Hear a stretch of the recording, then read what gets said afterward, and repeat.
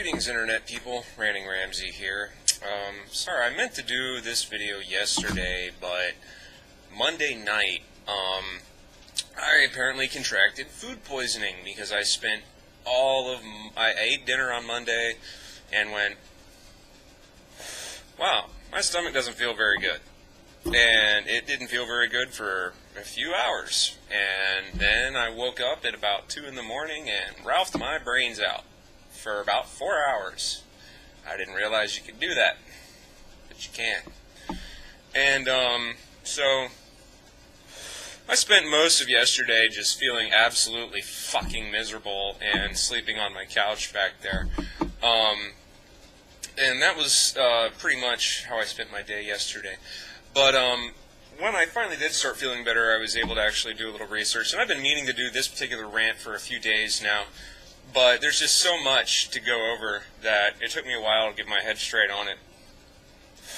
And there are about 5 or 6 different articles linked in the description section. Some of those are a couple of months old, some of those are more current.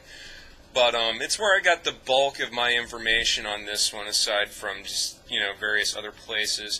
And basically, if you don't understand why Texas making all of these revisions to its textbook curriculum standards is a big deal, it actually is potentially a national problem if you have a problem with the type of content they're putting in here. Because the Texas textbook market is so large, books assigned to the state's 4.7 million students often rocket to the top of the market, decreasing costs for other school districts and leading them to buy the same materials. In other words, say Macmillan makes a textbook for Texas with all this screwed up shit, and they have to make so many of them that they have an overstock. So let's say that some school in Vermont or something needs to buy textbooks, and they go to Macmillan and say, okay, well, what do you got? And they say, well, we've got this one that Texas bought, and they had so many that literally that this book is like $5 per thing. And then Vermont says, okay, well, I don't want Texas tech books. What if I want something else? And they go, well, we got these at $30 a piece, because that's the kind of thing they're going to make so many of them that they're going to cost less. And that other states, to meet stringent budget standards, will buy the cheaper textbooks to make room in their budget elsewhere for multimedia and all this other shit. So it is a very real possibility that whatever revisions Texas makes will be adopted on an almost national scale. And for those of you not understand, here's just a tiny piece. It says the curriculum plays down the role of Thomas Jefferson among the founding fathers, which seems kind of stupid. Questions the separation of church and state, which is, you shouldn't question that.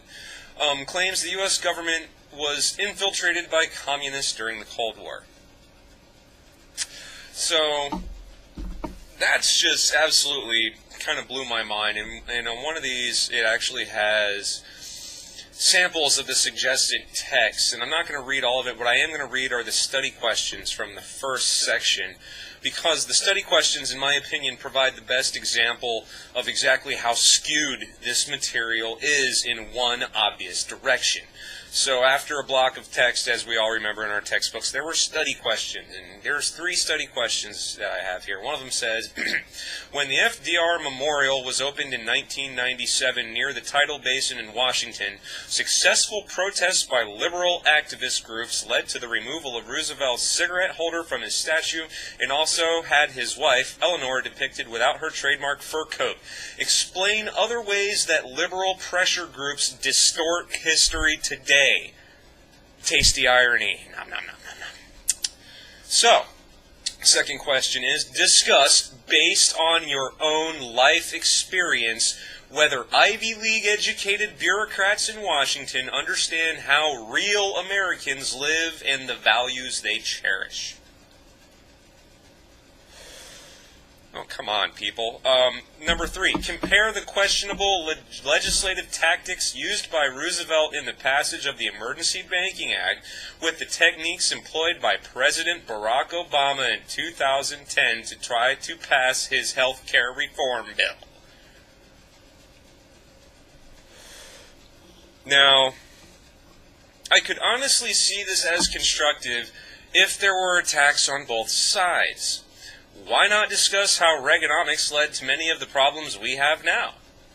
Or mention other points in history where it could have been misconstrued that the Republicans were some nefarious, underhanded, weaselly little group of conniving bastards, as liberals and or Democrats are portrayed in these texts.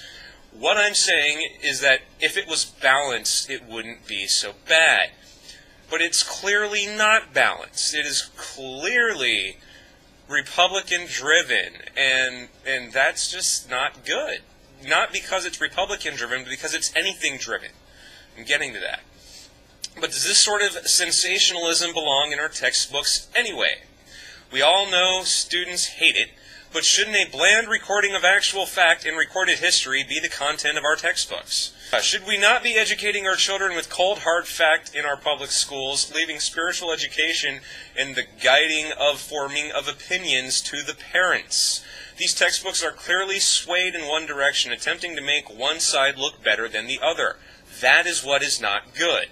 Thankfully, many actual historians, of which the people voting for these amendments to the textbooks are not, are appalled at these revisions, stating it as an outright misconstruement of history. To me, honestly, the whole thing looks like a lot of butthurt Republicans still pissing and moaning because they didn't win the 2008 election. Weak sauce, man. Weak sauce.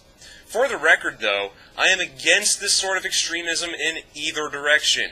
If these books were swayed in the other direction, I would be presenting the same basic arguments, because I feel that there is a need for balance and an impartial portrayal of provable fact and recorded history in our high school and pre-high school texts. That is the point.